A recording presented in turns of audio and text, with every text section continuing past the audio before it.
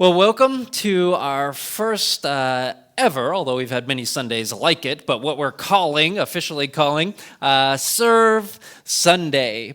And we are taking a break from suffering, death, and grief, because you can only take so much, right? Although it might have been fitting to talk about suffering and grief after last night's baseball game. But there will be more time to grieve. But we will still come back to that very important message on grief soon. But this morning we are celebrating the ministries of the church, having some fun, and asking the Lord where He might be calling us to serve. And so we're going to let the text of 1 Peter chapter 4, verses 8 through 11 guide us this morning and help outline our talk. So I know you were just standing, but would you just stand with me to honor God's word together? And you can turn to 1 Peter. It's toward the back of the New Testament after the book of Hebrews and James. And it's in chapter 4, and we're going to read verses 8 through 11. Above all, love each other deeply, because love covers over a multitude of sins. Offer hospitality to one another without grumbling. Each of you should use whatever gift you have received to serve others as faithful stewards of God's grace in its various forms. If anyone speaks, they should do so as one who speaks the very words of God. If anyone serves, they should do so with the strength God provides, so that in all things God may be praised through Jesus Christ. To Him be the glory and the power forever and ever. Amen. May God bless the reading of His words. You may be seated.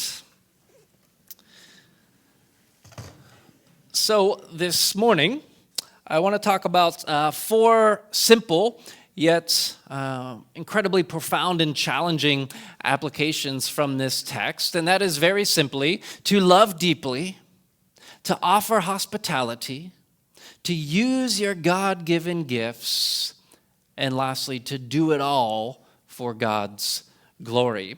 So let's start with the call, number one, to love deeply, for that is what this first verse says, to above everything, above all, love each other deeply.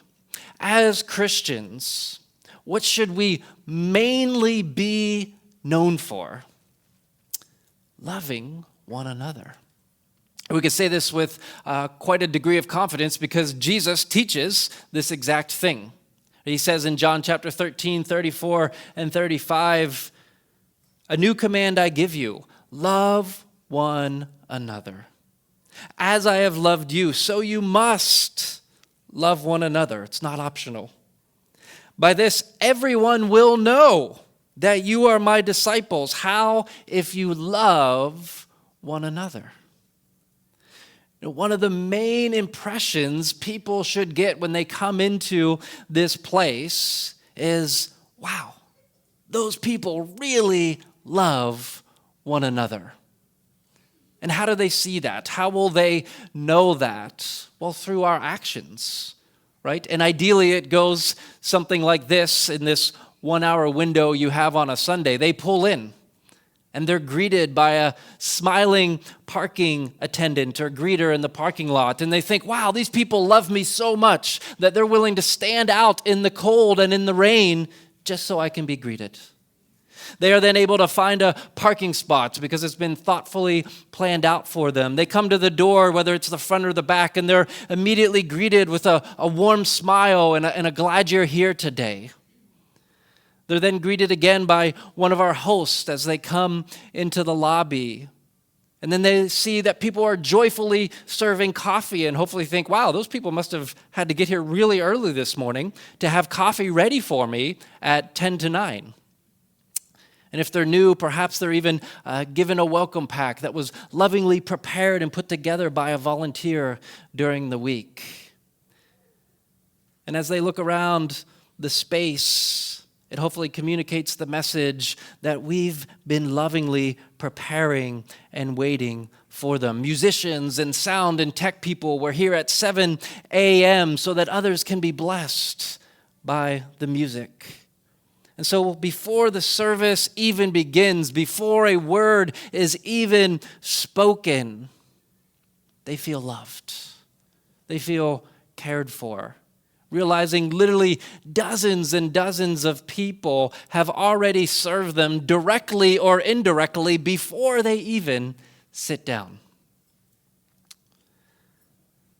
Last week, I stayed at an Airbnb, and it wasn't a very good experience.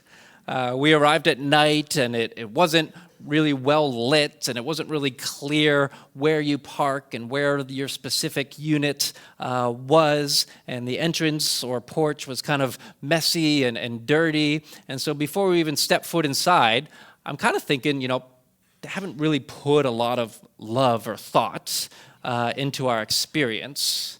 And, researchers say that people decide usually within the first 2 or 3 minutes whether or not they're coming back to church. And it makes sense because within minutes, I knew I would never return to this place. The inside didn't feel welcoming or facilitate a feeling of warmth. The instant coffee provided was old, and the container was almost empty. The kettle was broken. The toilet seat was loose. Paint was chips. Beds were kind of old. Things were just falling out. I mean, it's not as bad as I'm making it sound, but could just be that I'm a little bit picky. But the end result was I didn't feel very loved or cared for, maybe not even safe, because all the little details weren't looked after. And that's how it often is with church. Friends, you have to know it takes a tremendous amount of courage to come to church for the first time. And you normally get one shot to show people how much you care about and love them. And before people can even consider how deeply they are loved by the God of all creation, they need to be loved by those who serve that God. But it takes a lot of people willing to serve and love deeply for that to happen. People who are willing to, second point, offer hospitality to one another. See, we don't do these things because we have to. We don't do them because they are our duty, although that might be true. We do it joyfully out of love because of what God has done for us. One of our 7 core values as a church, which you can read about in our Welcome to Oceanside brochure out there, is mutual hospitality. And this is part of it. It says, we desire that all feel welcomed, loved, and accepted here. The God of hospitality calls us to open our doors and our hearts to one another. By mutual, we mean that hospitality is a two-way street as we allow ourselves to be transformed by both giving and receiving. And then it goes on to say some more. And I love how people here are very passionate about this. When people here see that we could be doing something better as a church, they don't just complain about it. They do something about it and make it better. And we've seen this happen, for example, with our coffee setup or the painting of these walls here. So much of the equipment on this platform and elsewhere, including even the headset that I'm wearing, was bought by generous people who wanted to improve it when we perhaps couldn't afford it as a church. And there's an incredible amount of work that has to be done every day, every week, to keep this a hospitable place, whether it's lovingly restocking the cards in the back of the seats in front of you, or arranging these chairs, or buying the coffee, or picking up and distributing good food bags, reshelving the library, showing up at the elementary school early in the morning to serve the kids, cleaning, and on we could go. I love being a part of this church and the way we love one another and show hospitality to each other. And part of that is because I just love seeing people use the gifts that God has given them. And that's the third point, to use your God-given gifts. Each of you should use whatever gift you have received to serve others. as faithful stewards of God's grace in its various forms. This verse teaches that the gifts that we have are not actually ours. They are just on loan to us. They are, in a sense, given to us, and we are faithful stewards of them. Recently, someone came early one Sunday and saw that every Sunday morning, some of our already very busy volunteers were putting out all the flags and signs and parking cones and all of that outside. And they said, hey, I can do that. I don't mind coming early every week. And now every Sunday, they show up at 7:30, and they have made that their weekly job here at the church. We were looking for someone to plow our lot if it snows. So, Lord, if it be your will, let it not snow this winter. Prayer of intercession real quick. But someone said, you know what? I have the equipment to do that. I don't mind. I'll do it for the church just as a way to serve my brothers and sisters free of charge. As we were growing, we realized the need for custodial help and cleanup after the service on Sunday before another week begins. And someone volunteered to do that every week at no charge, several hours every Sunday. And I could just go on and on with examples, but it doesn't need to be even, kind of physical serving like these examples. Some of you are great at communication or at administration. And we're excited to announce that our own Trudy Hoskins has stepped into a volunteer role as our life group co-coordinator, using her gifts. Sure, give a hand.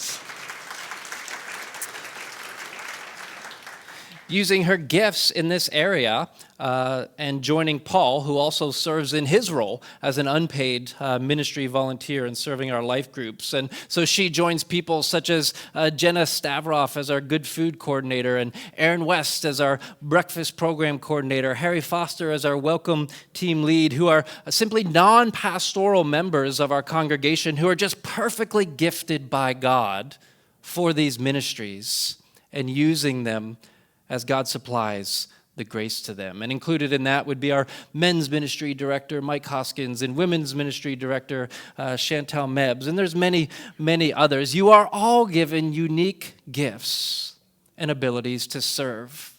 And our passion is to see those come to life in various ways, whether that's in music or preparing meals or visiting people or serving with kids or youth or going to a care home, whatever it might be. So how can you do it? And what opportunities are out there?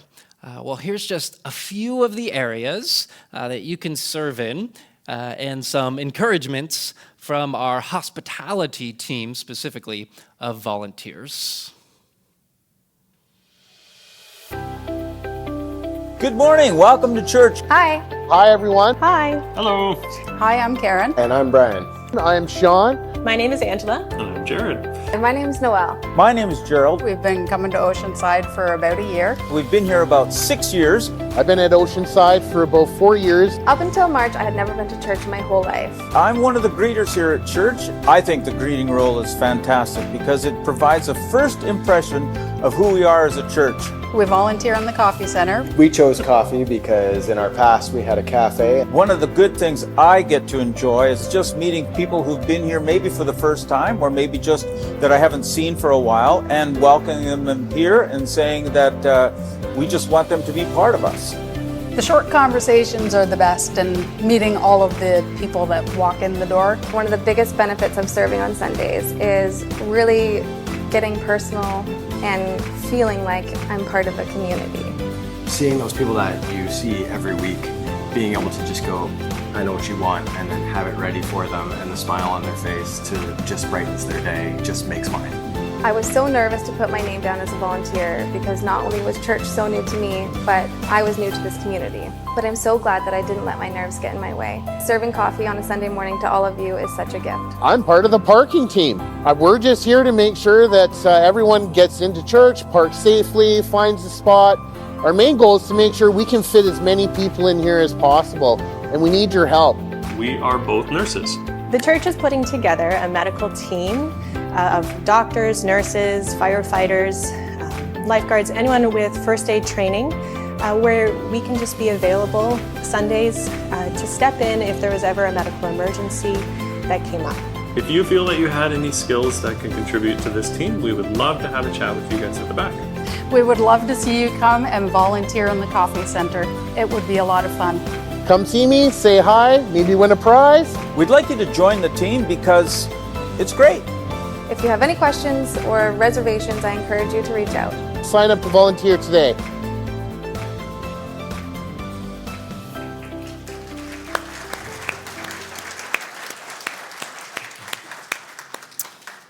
So you might see some of those people behind certain booths today, but there are just so many needs right now. But I'm confident the gifts are out there because God has provided all that we need.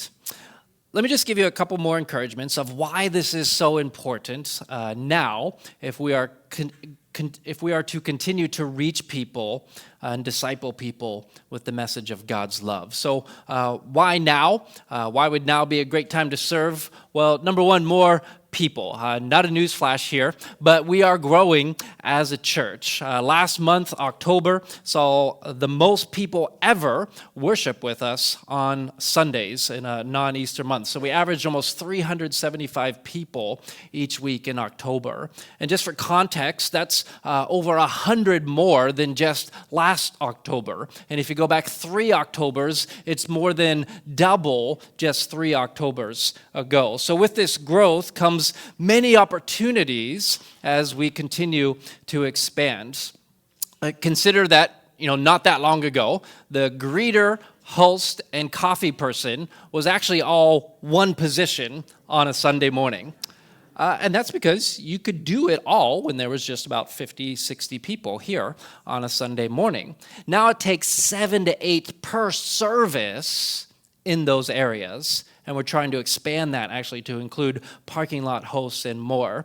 And that's, just Sundays, of course. There's events pretty much every day and night here, which is why we're looking for a volunteer weekly kitchen manager who can oversee the kitchen, as well as a maintenance overseer to help keep things moving forward around the facility. So there's more people to serve. That's one reason why. Another reason that now would be a good time is you'll hear more in the new year, but we are taking active steps to potentially add a third service.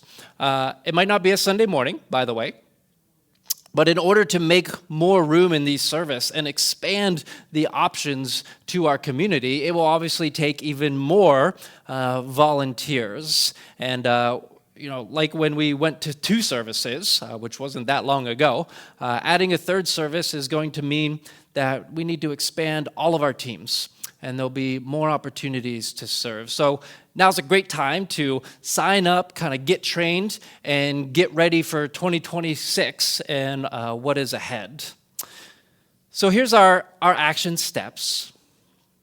We're just asking you to prayerfully consider where God might be calling you to serve and to use your gifts. And so we've provided ministry booths throughout the entire building. There's some in the sanctuary here, all across the lobby, and even outside. And this is a way for you to find out a little bit more about what some of these ministries are all about, where you can explore some opportunities, you can chat up some current volunteers, and of course you might win some prizes, you might get some goodies just for stopping by and checking it out. No pressure to sign a form to get anything. They just want to be able to talk with you and see your face. So make sure you take advantage of that, and you'll want to kind of move around so that you can, at least see what everybody's doing. Even if you're not interested in that area, it's just good to know what's happening around the church and different ways that people are serving. So you can sign up, add an actual booth. Everyone has sign-up sheets. Also, you could just fill out the serve card that is in front of you. It looks like this. It also has a QR code on it, so even better. What you can do is there's QR codes at all the tables too, is you can just fill that out immediately online, and that will come directly to the office, and we can get in touch with you from there. So before we do that, though, just let me give you just a few words of advice about serving. Number one would be just pick one. I mean, maybe two, but honestly, preferably just one area and be faithful in it. Right? You don't need to do everything. And the more people that step forward, the more we don't have people doing several positions or several Sunday morning services or several services a month, because we can just share the load together. And we realize, that not everyone can serve right now. Okay, so I want to let you know that's okay. Maybe due to limitations, maybe it's the season in life that you're in, your current capacity or your health. And that's just the beauty of being in community together, is that we're here to help each other out, to do what we can, when we can. And if you can't, just your presence here is an act of service and worship. And we are blessed by you just being here and worshiping. Also, if you're already serving faithfully in an area, we're not asking for more from you, okay? Unless the Lord is just really clearly telling you or prompting you to do something. We'd rather have you be faithful and reliable in one area than spread yourself out too thin and burn out. One way to make sure that doesn't happen, and second word of advice, is make sure you're still engaging in community worship. Everything flows out of worship, including our serving. And one temptation or concern I see is when people start serving, they stop engaging in kind of the community worship. Maybe only come when they're scheduled, or kind of think of the other Sundays as their week off or something. Don't let that happen. It's so important that you keep growing. And as our core value of mutual hospitality says, to be able to both give and receive hospitality. I mean, as much as Jesus came to serve, you'll notice that he wasn't too prideful and understood the importance of also allowing himself to be a guest, to be served by others at times. So we need both in our life.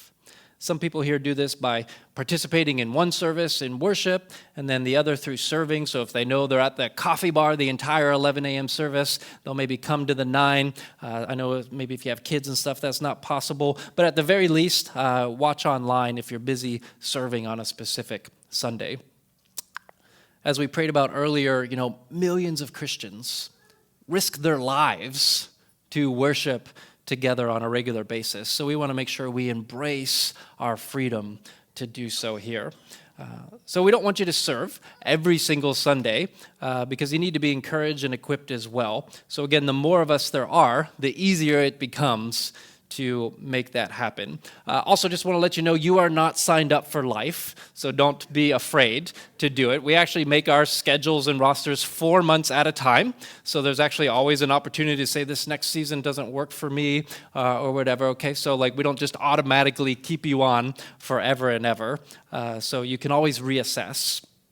And then the last word of advice, which is also our last point from the text here, is to do it all for God's glory. Right? If anyone speaks, they should do so as one who speaks the very words of God. If anyone serves, they should do so with the strength God provides. This is verse 11. So that in all things God may be praised through Jesus Christ. To him be the glory and power forever and ever. Friends, don't do it for the church. Don't do it because a leader is asking you to. Do it for the greater glory of God in the world and in the Oceanside communities. And first and foremost, as an act of worship and a pleasing offering before your God. And when that's happening and God is getting the glory and the praise, then amazing things happen within the community. So in a minute, you'll have an opportunity to respond by visiting some booths, and you can use it as a way to discern. So you'll notice we're ending a little early today because we want to give you time before also the next service comes in to be able to walk around, and you see all the people going to their booths right now, and there's crazy games and prizes and all kinds of stuff, free stuff, whatever it might be. So they're going to get ready for you, and you can peruse around. But why don't you stand with me? Everyone stand together.